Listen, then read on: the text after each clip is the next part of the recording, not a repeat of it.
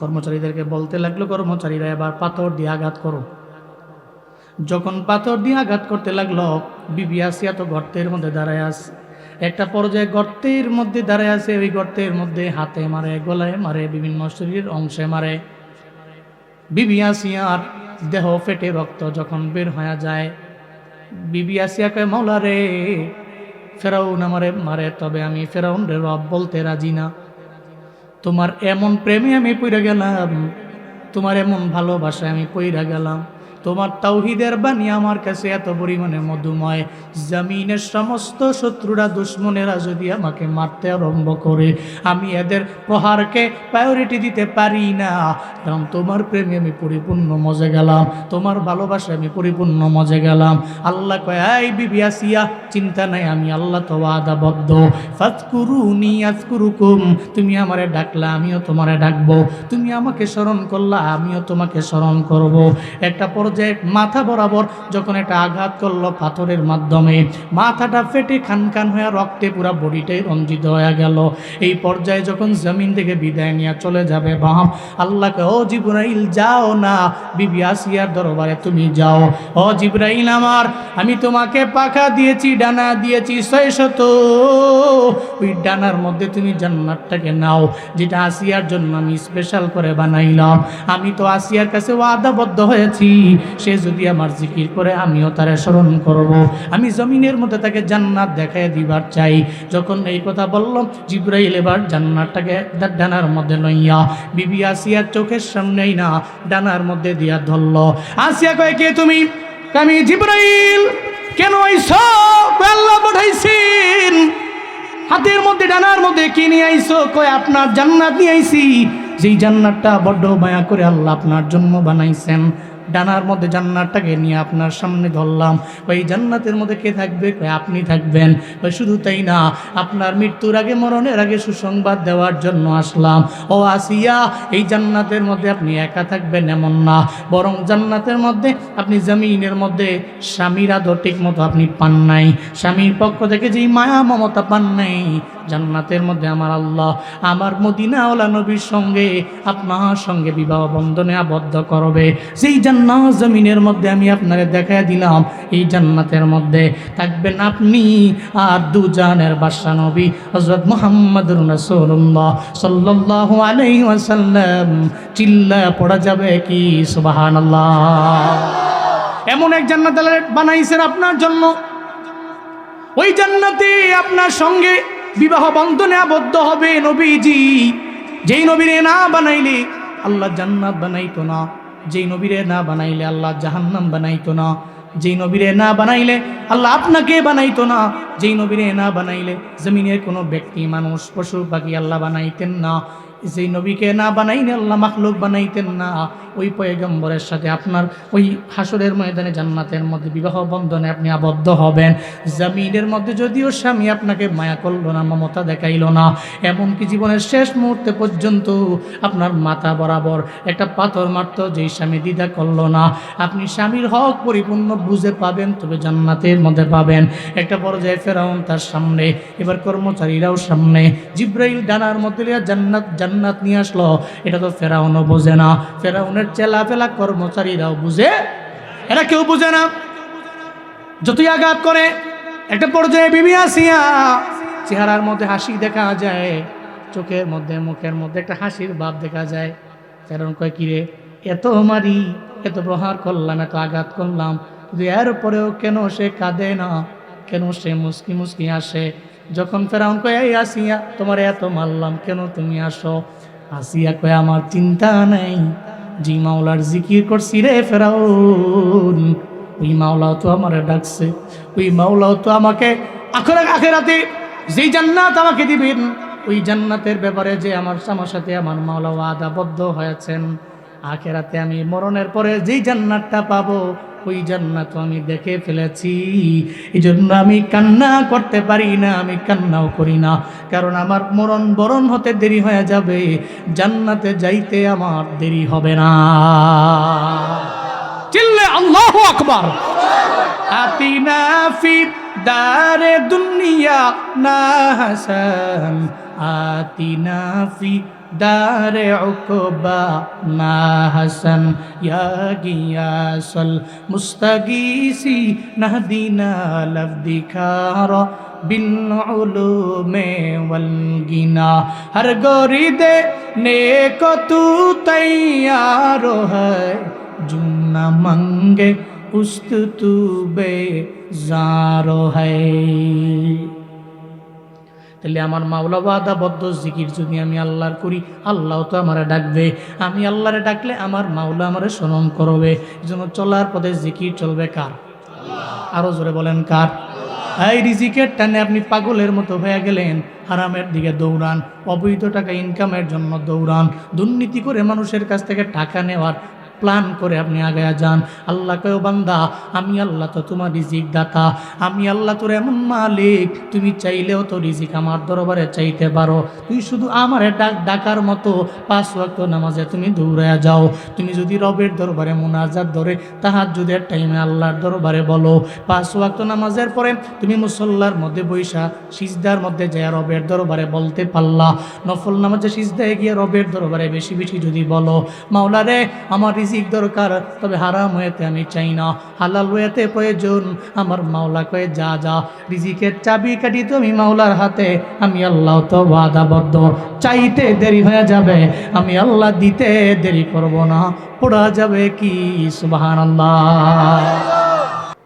আল্লাহর ওয়াদা, মুমিনের জান এবং মাল আমি আল্লাহ খরিদ করলাম, এর বিনিময়ে তারা জান্নাত দিয়ে দিলাম। সুবহানাল্লাহ জোরে বলবেন না? তার জান আমি নিজে কিনলাম, আল্লাহ বলছেন আমি তার জান কিনলাম, তার মাল কিনলাম, নিয়ে গেলাম, এর বিনিময়ে আমি তাকে জান্নাত দিয়ে দিলাম। এক দুজন করে উঠাউঠি করা যাবে না। এই যে আপনি কই যাবেন, হ্যালো কই যাবেন, আইবেন নি? আচ্ছা আচ্ছা, হ্যাঁ না আইন না, এটা হাইস দিয়েছে মাশাআল্লাহ, যাইেন না, মনে করছি অন্য হুজুর। বসেন, দোহন টোহন খুলছি না বাহি দেন তো দোহন চলবো, ধমক দিয়ে ফেরাই দিব, দোহনটা অনেক খুলছি না কয়ে বাহি দেন, আব্বা পেয়েছে তোমার আব্বার লিও, কারণ শুরুতেই বাকি দেওয়া যায় না, ঠিক না?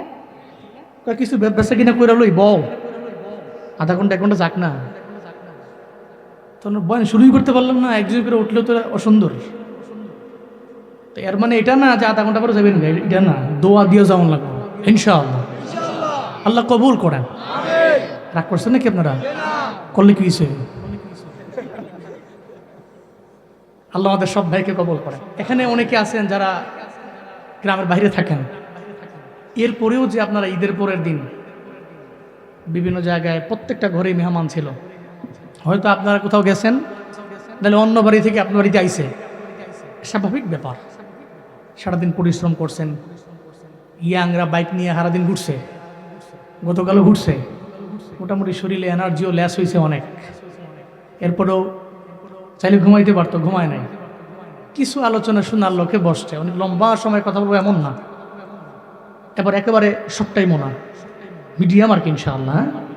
আল্লাহ আমাদের সব ভাইকে আমল করার, আমলের উদ্দেশ্যে বলার, শোনার তৌফিক দান করেন। ঈমান আমাদের কাছে ইম্পর্টেন্ট। সারা দুনিয়ার সমস্ত সম্পদ আপনি একটা পাল্লায় দেন, আরেকটা পাল্লায় হযরতে বিলাল রাদিয়াল্লাহু আনহুর ঈমানটাকে দেন, তো সারা দুনিয়ার সমস্ত সম্পত্তির পাল্লা হালকা হয়ে যাবে।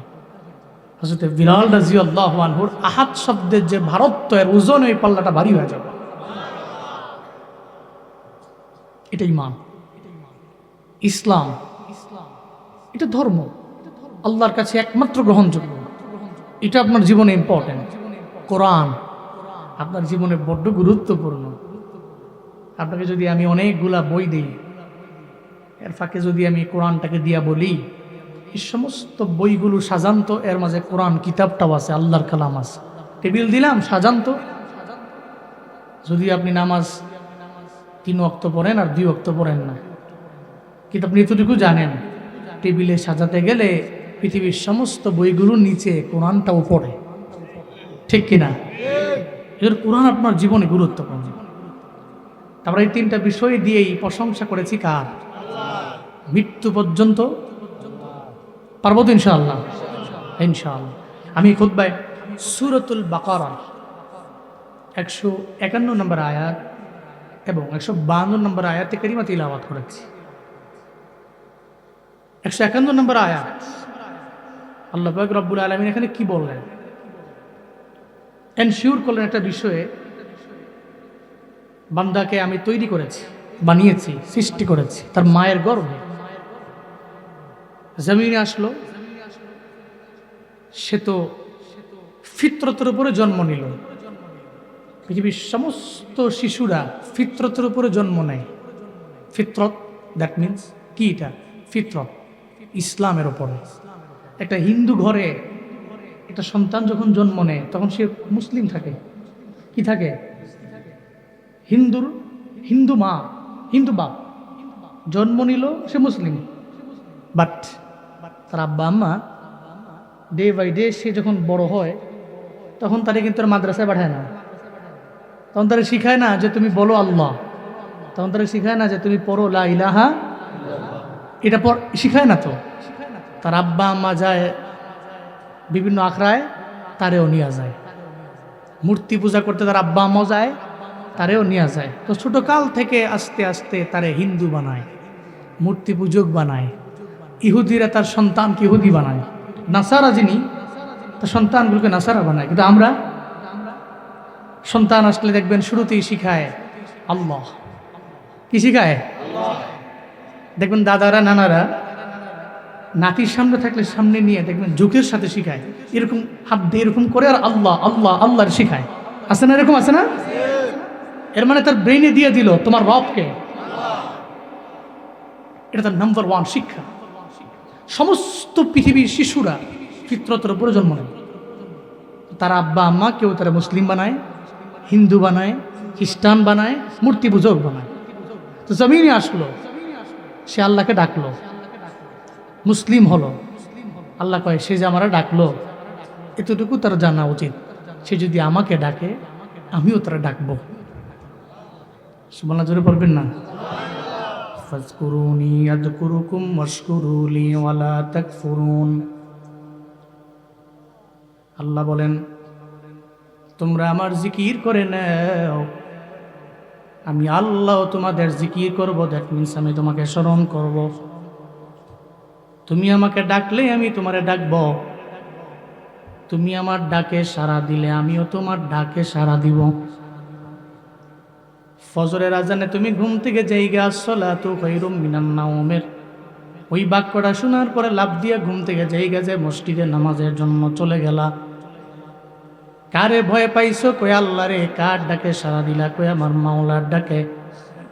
মসজিদ তো জমিনের অন্য কারো ঘর না, এই মসজিদ একজনের ঘর। চিল্লা বলেন তার না।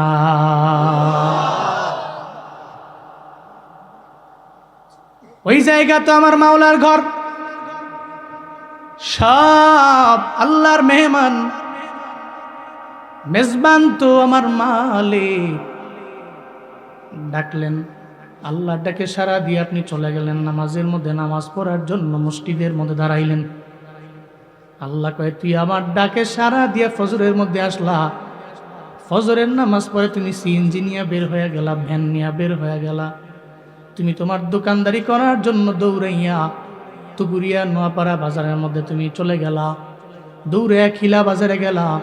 ওখানে গিয়া জোহরের আগেও যদি দোকানের মধ্যে তোমার মরণ হয়, মনে রাখবা তুমি যে আমার ডাকে সাড়া দিয়া ফজরের নামাজের পরে তুমি চলে গেলা, জোহরের আগে মরণ হলেই তোমার মরণ জান্নাতি মরণ। কারণ তুমি আমার ডাকছো, তুমি আমার জিকির করেছ, তুমি আমাকে স্মরণ করেছ, আমিও তোমাকে স্মরণ করব। এটা আমার কমিটমেন্ট, এটা আমার ওয়াদা। আল্লাহ পাক রব্বুল আলামিন বলেন জিকির যদি তুমি আমার করো তাহলে আমিও করব। ফাজকুরুনি আযকুরুকুম, যদি তোমরা আমার জিকির করো, আমাকে ডাকো, আমাকে স্মরণ করো, তাহলে আমিও ডাকবো, আমিও তোমাকে স্মরণ করব। যেমন ফেরাউনের বিবি আসিয়া আমার মাওলাকে ডাকলেন, ডাকার কারণে আমার মাওলার দরবারে এত পরিমাণে দামি হয়ে গেল। কত পরিমাণে দামি! আসিয়াকে ফেরাউন বলতে লাগলো সবাই তো আমারে ক্ষুধা মানে। কি মানে? সবাই আমারে ক্ষুধা মানে। তুমি আমার বিবি, তুমি কেন মানো না? বিবি আসিয়া কয়, আপনার স্বামী হিসাবে যতটুকু সম্মান করেন আমি করতে পারি, শ্রদ্ধা যা জানাতে পারি, স্বামী হিসাবে সম্মান যা করার করব, রেসপেক্ট করব, শ্রদ্ধা করব, কিন্তু রব হিসাবে সম্মান করতে পারি না। কারণ জমিনের ফেরাউন তো আমার রব না। আমার মায়ের গর্ভে অল্প অল্প একটু একটু করে যিনি আমাকে বানিয়েছেন, চিল্লায় বলেন তিনি কে? ঘরের বৌদি আমার কথা মানে না, তাহলে অন্যান্য মানুষের আমারে কেমন করে মানবো? অন্যান্য মানুষেরা মানানোর আগে আগে আমার বিবিকে দিয়া আমার কথা মানানো লাগবে। আমি যে খোদা, আমার বিবি বললে সবাই মানবে। আসিয়া কয়, আমারে মেরে ফেলেন, কেটে ফেলেন, যাই করেন, হত্যা করেন, এরপরেও আমি আল্লাহকে ছাড়া জীবনও কোনোদিন আমি আপনাকে রব বলে ডাকতে রাজি না। এটা বলার পরেই একটা পর্যায়ে ফেরাউন এত পরিমাণে রাগান্বিত হয়ে গেল, একটা গর্তের মধ্যে ফালাইয়া সব কর্মচারীদেরকে দাঁড় করাইলো, চতুর্দিকে দাঁড় করাইয়া কয়, ও আসিয়া, এখন তুমি বলো তোমার রব হলো ফেরাউন। আসিয়া গর্তের মধ্যে দাঁড়াইয়া লম্বা একটা শ্বাস নিয়ে সঙ্গে সঙ্গে বলল, ফেরাউন আমার রব হতে পারে না, আমার রব হলো আমার আল্লাহ। চিল্লায় পড়া যাবে কি মারহাবা? জমিনের কোন ব্যক্তি আমার রব না। রবকে?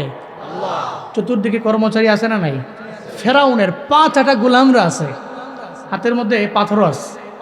কি আছে?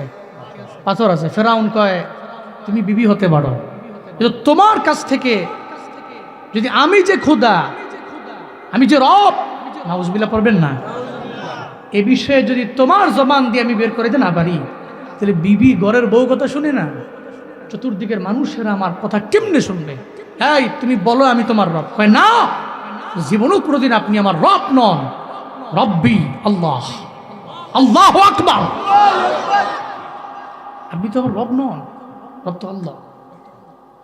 মাথা গরম না ঠান্ডা? কঠিন গরম ফেরাউনের। কর্মচারীদেরকে বলতে লাগলো, কর্মচারীরা এবার পাথর দিয়ে আঘাত করো। যখন পাথর দিয়ে আঘাত করতে লাগলো, বিবি আসিয়া তো গর্তের মধ্যে দাঁড়ায় আছে। একটা পর্যায়ে গর্তের মধ্যে দাঁড়ায় আছে, ওই গর্তের মধ্যে হাতে মারে, গলায় মারে, বিভিন্ন শরীরের অংশে মারে। বিবি আসিয়ার দেহ ফেটে রক্ত যখন বের হয়ে যায়, বিবি আসিয়া কয়, মাওলা রে, ফেরাউন আমারে মারে, তবে আমি ফেরাউন রে রব বলতে রাজি না।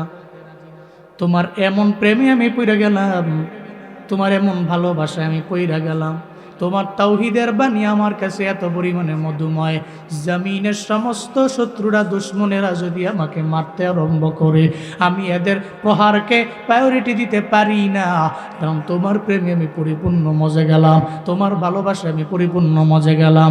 আল্লাহ কয়, এই বিবি আসিয়া, চিন্তা নাই, আমি আল্লাহ তো ওয়াদাবদ্ধ, ফাজকুরুনি আযকুরুকুম, তুমি আমারে ডাকলা, আমিও তোমারে ডাকবো, তুমি আমাকে স্মরণ করলা, আমিও তোমাকে স্মরণ করব।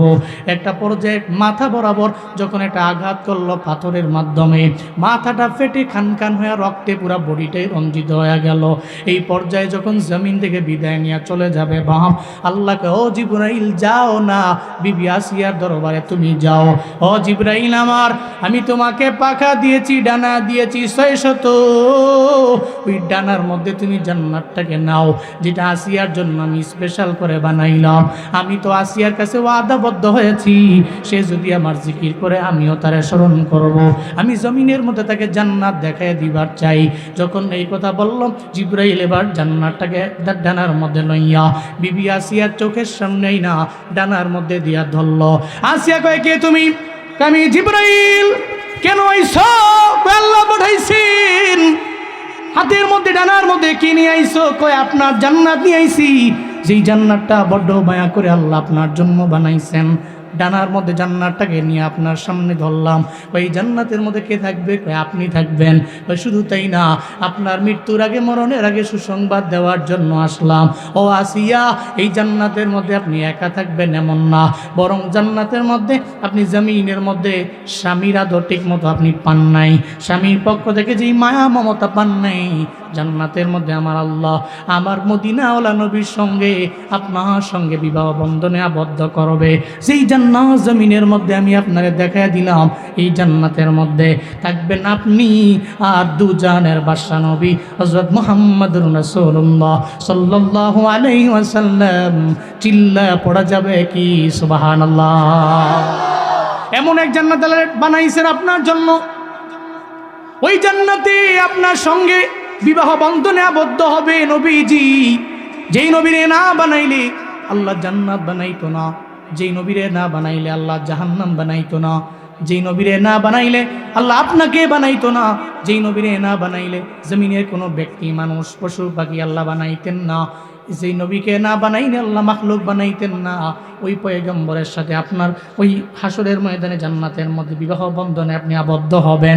জমিনের মধ্যে যদিও স্বামী আপনাকে মায়া করলো না, মমতা দেখাইলো না, এমনকি জীবনের শেষ মুহূর্তে পর্যন্ত আপনার মাথা বরাবর একটা পাথর মারত, যেই স্বামী দ্বিধা করলো না, আপনি স্বামীর হক পরিপূর্ণ বুঝে পাবেন, তবে জান্নাতের মধ্যে পাবেন। একটা পর্যায়ে ফেরাউন তার সামনে, এবার কর্মচারীরাও সামনে, জিব্রাইল ডানার মধ্যে জান্নাত নিয়ে আসলো। এটা তো ফেরাউনও বোঝে না, ফেরাউনের চেলাফেলা কর্মচারীরাও বুঝে, এরা কেউ বুঝে না। যতই আঘাত করে, একটা পর্যায়ে বিবি আসিয়া চেহারার মধ্যে হাসি দেখা যায়, চোখের মধ্যে মুখের মধ্যে একটা হাসির ভাব দেখা যায়। ফেরাউন কয়, কিরে এত মারি, এত প্রহার করলাম, এত আঘাত করলাম, কিন্তু এর পরেও কেন সে কাঁদে না, কেন সে মুস্কি মুস্কি আসে? যখন ফেরাউন কয়, এই আসিয়া তোমার এত মারলাম, কেন তুমি আসো? আসিয়া কয়, আমার চিন্তা নেই, জি মাওলার জিকির করছি রে ফেরাউন, ওই মাওলাও তো আমারে ডাকছে, ওই মাওলাও তো আমাকে আখেরাতে যেই জান্নাত আমাকে দিবেন, ওই জান্নাতের ব্যাপারে যে আমার সাথে আমার মাওলা ওয়াদাবদ্ধ হয়েছেন, আখেরাতে আমি মরণের পরে যেই জান্নাতটা পাবো, ওই জান্নাত আমি দেখে ফেলেছি। এই জন্য আমি কান্না করতে পারি না, আমি কান্নাও করি না, কারণ আমার বরণ হতে দেরি হয়ে যাবে, জান্নাতে যাইতে আমার দেরি হবে না। চিল্লে আল্লাহু আকবার। আতিনা ফি দারে দুনিয়া না হাসান, আতিনা ফি দারে উকবা না হাসান, ইয়া গিয়াসল মুস্তাগীসি নাহদিনা লফদিখারা বিল উলুমে ওয়াল গিনা, হর গরিদে নেক তু তৈয়ার হ্যায়, জুনা মঙ্গে উস্তুবে জারো হ্যায়। তাহলে আমার মাওলা ওয়াদাবদ্ধ জিকির যদি আমি আল্লাহর করি, আল্লাহ তো আমারে ডাকবে, আমি আল্লাহরে ডাকলে আমার মাওলা আমারে স্মরণ করবে। এই জন্য চলার পথে জিকির চলবে কার? আরো জোরে বলেন কার?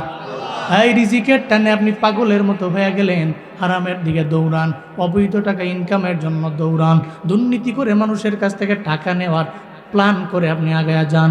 আল্লাহ কয়, বান্দা আমি আল্লাহ তো তোমার রিজিক দাতা, আমি আল্লাহ তোর এমন মালিক, তুমি চাইলেও তো রিজিক আমার দরবারে চাইতে পারো, তুই শুধু আমারে ডাকার মতো 5 ওয়াক্ত নামাজে তুমি দৌড়ে যাও। তুমি যদি রবের দরবারে মুনাজাত ধরে তাহাজ্জুদের টাইমে আল্লাহর দরবারে বলো, 5 ওয়াক্ত নামাজের পরে তুমি মুসল্লার মধ্যে বৈশা সিজদার মধ্যে যায় রবের দরবারে বলতে পারলা, নফল নামাজে সিজদায় গিয়ে রবের দরবারে বেশি বেশি যদি বলো, মাওলা রে আমার রিজিক দরকার, তবে হারাম হয়েতে আমি চাই না, হালাল হয়েতে প্রয়োজন। আমার মাওলা কয়ে, যা যা, রিজিকের চাবি কাটি তুমি মাওলার হাতে, আমি আল্লাহ তো ওয়াদাবদ্ধ, চাইতে দেরি হয়ে যাবে, আমি আল্লাহ দিতে দেরি করব না, পড়া যাবে কি সুবহানাল্লাহ।